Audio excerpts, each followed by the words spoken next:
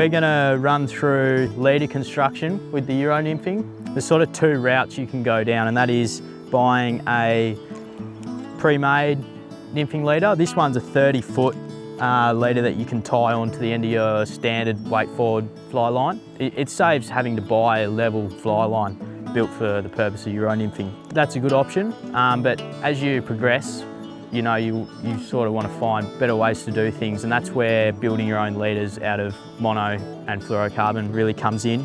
So we'll just run through a leader setup and what it involves. So again, we're here on the Vision Fuse 2, and that comes with the level fly line, so you're already ready to go. And then what we've done is I've got some 0.12 or 6X coloured nylon. Starting out, I'd recommend going a bit heavier, so like 0.12, which I think translates to about 3X, around that area, 0.18, 4X, that kind of region. And then I've gone, so 10 foot off the built-in loop in the end of the nymphing line.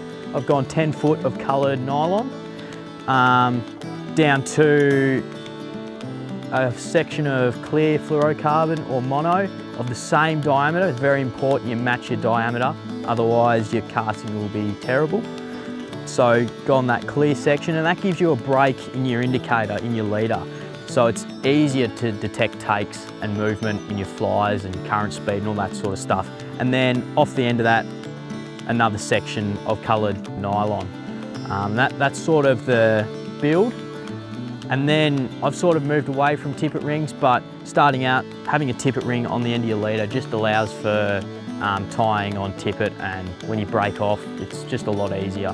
When I'm building a leader, I don't measure out 10 foot, I use arm spans, so roughly an arm span about 5 to 6 foot. So if I want 10 foot of coloured nylon, I'll just go 2 arm spans and then go from there. So I usually go about a foot or so for my break in my leader, and then another foot or so of coloured nylon.